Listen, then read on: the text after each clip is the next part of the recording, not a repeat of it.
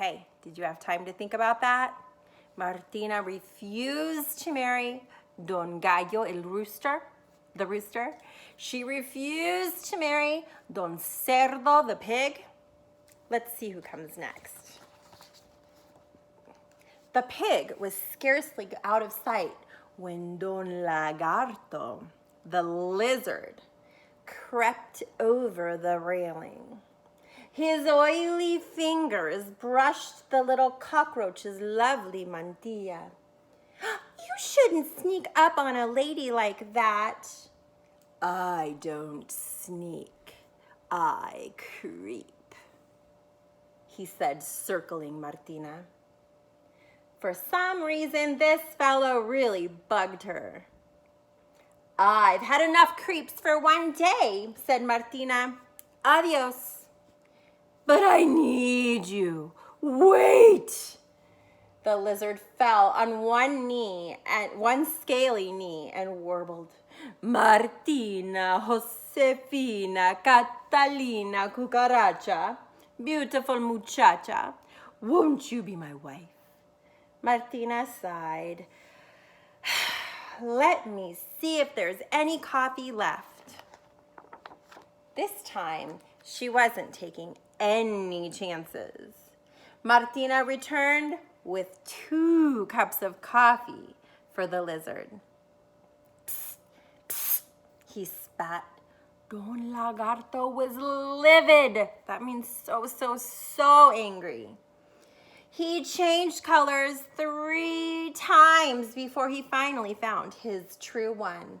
And to think, he hissed, I was going to marry you. Martina stared up at the lizard. You could have heard a breadcrumb drop. Food for thought, senor, Martina said icily. But I must refuse. You are much too cold-blooded for me. So far, Martina has refused to marry all 3 of her suitors, all 3 of the characters who wanted to marry her. And I want to know if you can find some text evidence to tell me why she refused. So you pick the character you want to talk about. And we're going to try this. Martina refused to marry Don Gallo because, think of the reasons. Why didn't she want to marry him? Martina refused to marry Don Cerdo, the pig. Why didn't she want to marry him? Martina refused to marry Don Lagarto, the lizard, because.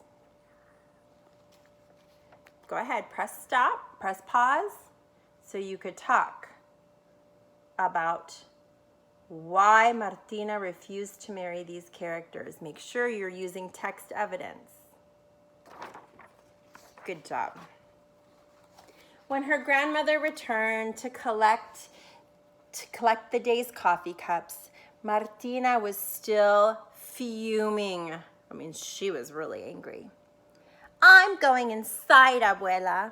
So soon? See, I'm afraid of who I will meet next. Abuela drew Martina to the railing and pointed to the garden below.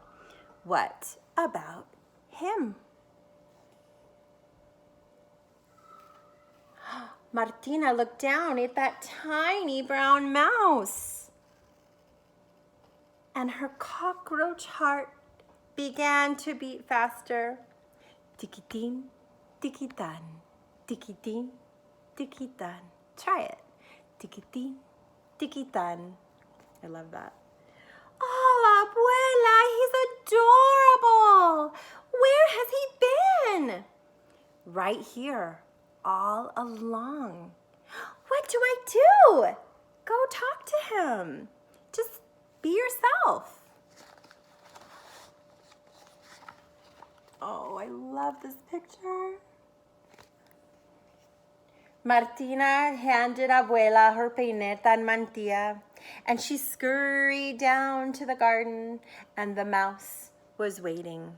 Tikitin, tikitan, tikitin, tikitan. Hola, hello. His voice was like warm honey. My name is Perez. Hola, she whispered shyly.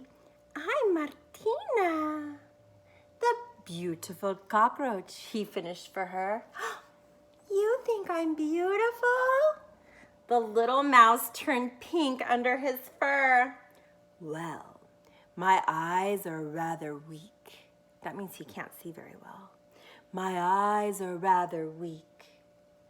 But I have excellent ears, and I know that you are strong and good. Martina, Josefina, Catalina, Cucaracha. And then he squinted sweetly. Who cares if you are beautiful? Tiquitin, tiquitan, tiquitin, tiquitan. Martina, don't forget the coffee. It was Abuela. No, thought Martina, no coffee for Perez. Martina, Josefina, Catalina, Cucaracha. Si, Abuela. Martina knew better than to argue with her Cuban grandmother. With a heavy heart, she reached for the cup.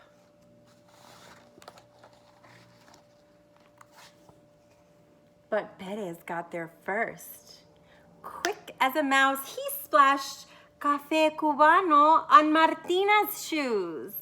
Now, the coffee was on the other foot. Martina was too delighted to be angry. At last, she'd found her perfect match. I'm going to stop right there. It's so good, I know. But I want you to make an inference now. That means take what you already know about what a perfect match would be or a perfect husband and what you found out about Perez from the text, that little mouse.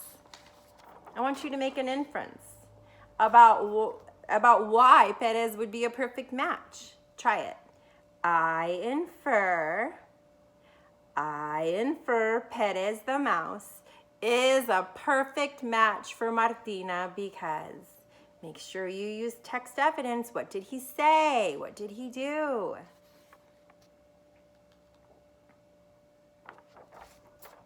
Good job. Martina was too delighted to be angry. At last, she'd found her perfect match, but she had to ask, how did you know about the coffee test? Perez grinned. Well, mi amor, my love, I too have a Cuban grandmother. And that's the story of Martina, the beautiful cockroach. I am so glad that she was patient to find Perez. So there's so many lessons for this book, so many. I want you to think, remember what we've been doing. When we think about the lesson, that means we're making a text-to-world connection. How could we take what Martina learned to make our world better or to make us better people? So what did Martina learn that could help us? So you could say the lesson is that we should just like when. So there's so many lessons. I want you to think about what's one lesson Martina learned or that we can learn from Martina's story. Go ahead, press pause, think about it. So good. So maybe you said the lesson, I'm going to give you a few, and trust me, you probably have better ones than I can come up with right now. Maybe the lesson is that you should be patient. Just like Martina, even though she was about to give up, she was patient and tried it out with Perez. Maybe the lesson of the story is you should always listen to your grandmother or your Cuban grandmother. Just like when Martina did the coffee test, even though she didn't even want to do the test with Perez, she knew that he was probably the one. maybe the lesson is that you should be really careful when you're choosing a partner. Just like when Martina tried the coffee test several times before she found her perfect match. Maybe the lesson is always be kind. Just like when Martina met the rooster, who was definitely not kind. All he cared about was himself. And when she met the pig, he wasn't kind. He just wanted someone to clean up after him. Do you see how I'm giving examples from the text? So make sure whatever lesson you chose, you give examples from the text to talk about it. There's so many more lessons that we could talk about. So whatever you said, I'm sure it was amazing. Shoot me an email. I want to hear all about it. Find me on your Google Classroom. I can respond to your thinking. So one thing I'm leaving you today is, and it's also in the activities I've planned for the week, but I want you to visit this website. It's Carmen Agredidi's website. That's the author of the book. And she has activities on there. She has facts. I printed this one out because this is the cockroach from Cuba. It's green and kind of cute. And it doesn't really bother people like the cockroaches here. And so maybe that's why the Cuban people use the cockroach in this story. So if you go to her website, she also has this cool little booklet that you can make. And it goes like this. You fold it up. And she wants to know the flip side. So if I had my icons here, I would have my multiple perspectives because she wants us to think about, like, what did Don Lagarto the lizard think of the coffee test? What do you think Don Gallo thought of the coffee test? Don Cerdo, what did he, and you can write your own answers in here. So I love that. And if you want to do more reading just about cockroaches, I have some nonfiction books you can read by going to the Capstone Library, which I'm also leaving this link in my assignments for the week. And you could read about anything, but if you want to read about cockroaches, they have a cool book about cockroaches. So whatever it is you decide to do, I hope you'll do something. I hope you'll keep reading. I've left you lots of links this week of places you can go if you don't have books in your home. There's digital libraries that all of our bunker families have access to, thousands, literally thousands of books. So keep on reading, stay positive, and I miss all of you. And send me your requests for more books that I can be reading to you. Bye guys, keep reading.